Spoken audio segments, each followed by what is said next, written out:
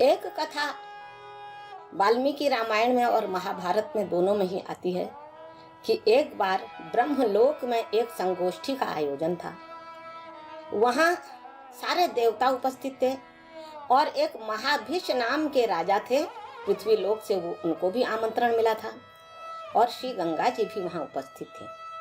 वो जो महाभीष थे वो गंगा जी को देख करके एक टक देखने लगे और श्री गंगा जी भी उनकी ओर देखने लगी। तो उससे जो है ब्रह्मा जी को यह ज्ञात हुआ कि ये दोनों परस्पर साभिलाष हो गए हैं और इनका जो कर्म है उसको भोगने की भूमि तो पृथ्वी ही है, अतः इनको पृथ्वी लोक में भेजना चाहिए। उन्होंने जो है उस काम के आस्वाद के लिए श्री गंगा जी को भूतल में भेज दिया, शाप दे करके कि तुम जाओ पृथ्वी लोक में जाओ। और अपर जन्म में श्री महाभीष नाम के जो राजा थे वही शांतनु महाराज हुए, जो कि कुरु वंश के प्रथम राजा माने जाते हैं। वो शांतनु महाराज जो है वहाँ उनका जन्म हो गया।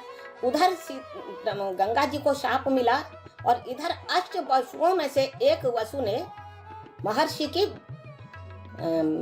ब्रह्मर्षि की एक कामधेनु नाम की जो गाय थी उसको चुरा लिया।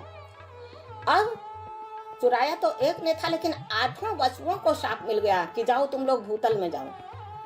तो श्री गंगा जी से उन्होंने कहा, माँ हम 7 वसुओं ने कहा कि माँ हमारा उद्धार कैसे होगा, हमको तो व्यर्थ में ही निरपराध होने पर भी शाप मिल गया है। तो श्री गंगा जी ने कहा, तुम घबराओ नहीं, मैं जो है तुम्हारा उद्धार करूंगी। और इस प्रकार से श्री गंगा जी भी भूतल में अमानवीय गंगा जो थी वो मानवीय रूप में उतर गईं।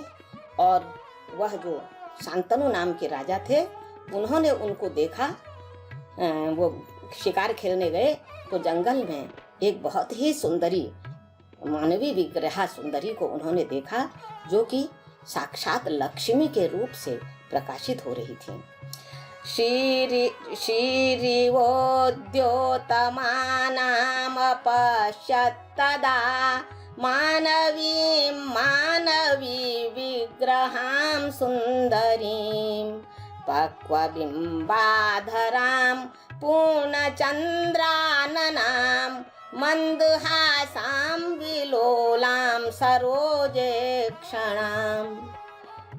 ऐसी मंद मंद मुस्कुराती हुई कमल नयनी पक्वबिंबाधरा चंद्रमुखी को देख करके उनको जो है वो ऐसे लुभायमान हो गए जैसे कमल में भौरा लुब्ध हो जाता है। और उन्होंने पूर्व जन्म के अनुराग से संप्रेरित होकर के उनसे उनका हाथ मांगा। तन्मुखाम्भोज भृंगायमाणश्चिरं दिव्य सौंदर्य सारं निपीयानिशम् आददे तत्करं रूप सम्मोहितः पूर्वजन्मानुरागेण संप्रेरितः। श्री गंगा जी ने कहा कि ठीक है, मैं आपसे विवाह तो करूंगी, एक शर्त पर करूंगी कि आप मुझे कभी किसी कार्य के लिए टोकेंगे नहीं, और जैसे ही आप मुझे टोकेंगे वैसे ही मैं आपको छोड़ करके चली जाऊंगी। राजा अत्यंत प्रेम में परिप्लुत थे। उन्होंने उनकी इस शर्त को स्वीकार कर लिया। और जब प्रथम पुत्र हुआ तो श्री गंगा जी तुरंत उसको लेकर के नदी में फेंकने के लिए चली गईं। उस समय क्या हुआ, किंतु सद्यः प्रसूतं शिशुं तत्क्षणं जायया वारिणि प्रक्षिपन्त्या तया अंगना कोमला लोकसूक्तिर्न किं निष्ठुरत्वेन ले भस्मतां प्रापिता। उस समय जो है सद्यः प्रसूत सद्यः जात जो पुत्र था उसको ले जा करके श्री गंगा जी ने नदी में जब बहा दिया तो लोक में यह फैला कि ओहो, व्यर्थ में ही स्त्रियों को कोमल हृदय का कहा जाता है। स्त्रियां तो अत्यंत निष्ठुर होती हैं। इस प्रकार एक के बाद एक पुत्र होते गए और उन पुत्रों को वह जल में जाकर के बहा बहाने लगी। तथापि राजा अंदर अंदर छटपटा के रह गए, कुछ नहीं कह पाए। वो ये नहीं कह पाए कि हे चंचल अपांगों वाली प्रिय, तुम ऐसा मत करो, ऐसा नहीं कह पाए, क्योंकि वो तो प्रतिज्ञा से पराधीन पति थे। चञ्चलापाङ्गिमैवं विधेहि प्रिये नैव वक्तुं शशाकक्षितीशः खलु सप्रतिज्ञा पराधीनवृत्तिः पतिर्मौनमेवावलम्बे व्यथाकर्षितः। वह प्रतिज्ञा से पराधीन पति थे, इसलिए व्यथा से व्याकुल होकर अंदर छटपटाते छटपटाते भी वो मौन ही धारण किए रहे। और श्री गंगा जी इस प्रकार 7 पुत्रों को जन्म दे करके उनको एक के बाद एक जल में फेंक आई। और लोक में ये सोच फैल गया कि अरे यह कैसी घातक है, यह तो माँ नहीं है, ये तो स्वयं के ही पुत्रों को मार देने वाली है। इस प्रकार से उनका अपवाद फैलने लगा। और जब 8वां पुत्र उत्पन्न हुआ, अत्यंत दिव्य तेजस्वी पुत्र उत्पन्न हुआ, तो राजा ने से नहीं रहा गया। उसने कहा कि अब तुम मेरे इस पुत्र को तो बचाओ, क्योंकि मेरे राज्य का आगे कौन संचालन करेगा। तब उन्होंने मुस्कुरा करके कहा कि मैंने इनको फेंका नहीं है, जो 7 पुत्र हैं उनको मारा नहीं है, इनको मुक्ति प्रदान की है, क्योंकि ये शापित थे।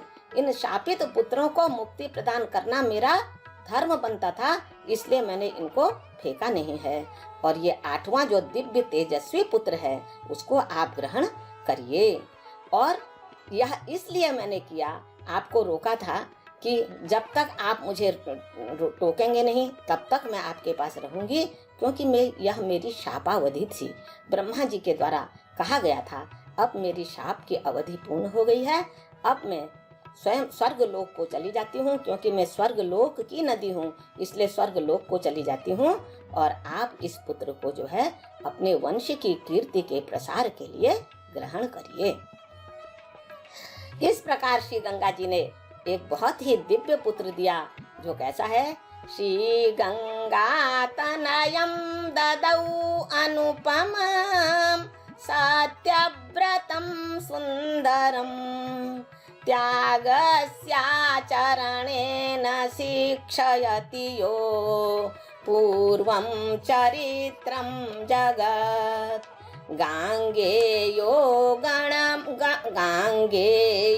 गरिमामयो गुणनिधिर् देदीप्यते भारते गंगा गौरवशालिनी त्रिभुवने भीष्म प्रसूख्यापिता